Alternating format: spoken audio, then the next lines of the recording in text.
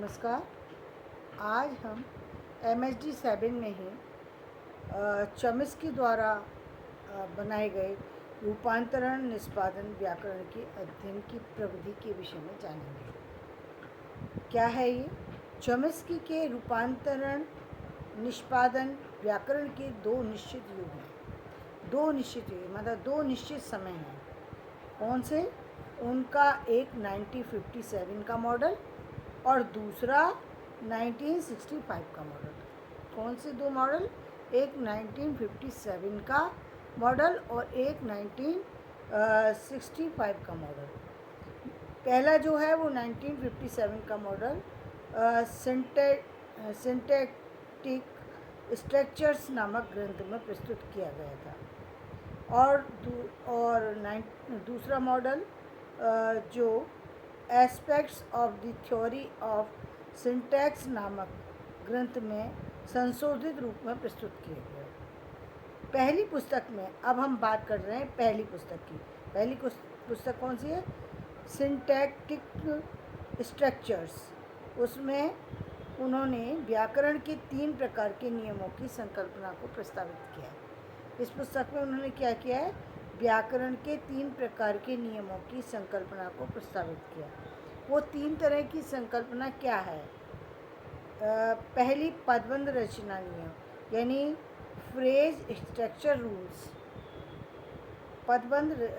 दूसरा है रूपांतरण नियम ट्रांसफॉर्मेशन रूल्स। तीसरा है रूप स्वनिमिक नियम मॉर्फोफोनेमिक रूल्स। तो ये 3 नियम हैं जिसके आधार पर उन्होंने रूपांतरण निष्पादन किया।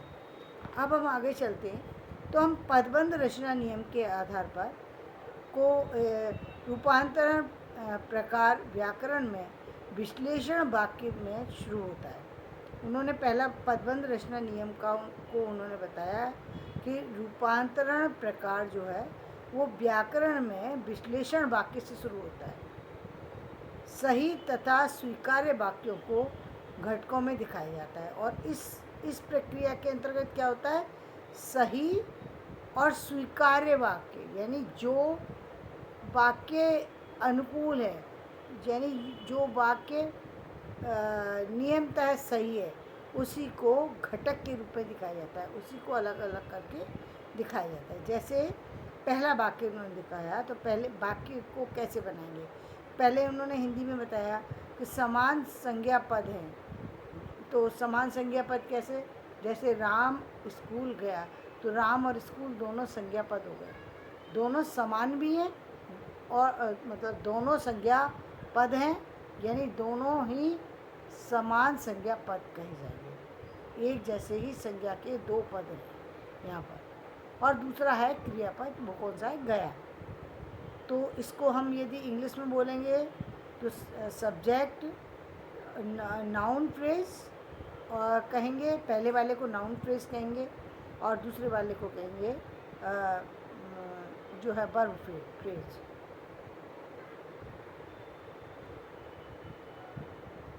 अर्थात वाक्य को हम संज्ञा पदबंध तथा क्रिया पदबंध के रूप में दिखाते हैं। इस तरह हर एक रचना को हम घटकों के रूप में, ये हमने घटक के रूप में कि अलग अलग यदि हम एक वाक्य को करना चाहें तो इस कैसे दिखाएंगे? तो हमने बता दिया, एक संज्ञा पद में दिखाएंगे, दूसरा उसको क्रियापद में दिखाएंगे। अतः इन्हें पुनर्लेखन नियम, इसको हम यदि पुनर्लेखन नियम के द्वारा समझाना चाहें तो कैसे समझाएंगे? और ये पुनर्लेखन नियम क्या है? Rewrite rules. इसको क्या कहते हैं? Rewrite rules. यहाँ हम एक वाक्य में पदबंध रचना नियम देखेंगे। अब कौन से रचना नियम देखेंगे? पदबंध के जो रचना नियम है उसको हम देखेंगे। पुनर्लेखन नियम जो है, जैसे हमने एक वाक्य दिया राम स्कूल गया, तो इसको हम यदि देखें तो पहले हमने यदि इसके 3 विभाग कर दें तो हम एक में हम रख देंगे वाक्य, दूसरे में रख देंगे समान या संज्ञापद। समान संज्ञापद लिखेंगे या संज्ञापद ही लिख सकते हैं। ये जो समझने वाले हैं वो जानते हैं कि राम और स्कूल दोनों ही संज्ञा हैं। तो संज्ञापद और क्रियापद या तो ऐसे बोल सकते हैं या इसको समान संज्ञापद और क्रियापद के रूप में समझ सकते हैं। ये पुनर्लेखन नियम के है। इसी को हम फिर कहेंगे, अब हम समान, अब यदि हम इसको देखें समान पदबंध कौन सा है, तो हम देखेंगे संज्ञा समान, वो समान संज्ञा पदबंध कौन सा है, तो वो समान पद कौन सा है, वो कहेंगे हम संज्ञा। और क्रियापद कौन सा है, संज्ञा। यानी हमने देखा कि एक ही चीज़ के दो हमने जो स्थिति दिखाई, उसमें संज्ञा किस स्थिति में, समान पद के रूप में। दो है राम और स्कूल, दो चीज़ें समान पद के रूप में आएंगी। और दूसरा क्रियापद गया जो है वो क्रिया के रूप में आया। फिर हमने कहा संज्ञा। अब हम इसे शब्द में जाने, शब्द लेखन के नियम में अब समझेंगे। पहले हमने पुनर्लेखन के नियम में समझा, अब हम इसी को शब्द लेखन के नियम में समझेंगे। तो संज्ञा कौन कौन सी है, राम और स्कूल, और शब्द लेखन में क्रिया कौन सी है, तो फिर हम लिखेंगे गया। इसी वाक्य को हम एक वृक्ष चित्र, ट्री डायग्राम के द्वारा भी दिखा सकते हैं। यदि हम इस वाक्य को ट्री डायग्राम के थ्रू दिखाना चाहें, उसके थ्रू भी दिखा सकते हैं। तो उसमें भी उन्होंने, आप जब देखेंगे किताब खोलेंगे तो आपको पता लगेगी। ऊपर लिखेंगे वाक्य, फिर दो हम त्रिकोण बना देंगे, एक तरफ करेंगे समान पद, दूसरी तरफ करेंगे क्रियापद। समान पद को फिर हम दो भागों में विभाजित करेंगे, तो एक तरफ लिखेंगे समान, दूसरी तरफ लिखेंगे संज्ञा। तो समान में लिख देंगे राम और संज्ञा में लिख देंगे स्कूल। फिर क्रियापद करेंगे तो क्रिया में आएगी क्रिया, क्रिया हो गई गया। तो ये क्रियापद ये क्या है, नोट्स। इस समान क्रियापद को क्या कहेंगे, नोट्स। और इसको राम स्कूल गया, इसको क्या कहेंगे, अंतिम श्रृंखला, यानी टर्मिनल स्ट्रिंग। ठीक है, ये बात समझ में आ गई। इसको कैसे समझते हैं, एक वाक्य को कैसे विश्लेषित किया जा सकता है। इसको आप यदि किसी बच्चे को समझा रहे हैं, यदि आप स्कूल में किसी उस पर ब्लैक बोर्ड पे समझाते हैं, तो उसको आप डायग्राम बना करके समझा सकते हैं और वो इजीली समझ में आ जाएगा। आप देखते हैं कि वाक्य के बाद रचनाओं को दिखाने के लिए नोट्स आते हैं। यानी नोट्स मैंने बताया था, समान पद और क्रियापद, इसको कहेंगे नोट्स।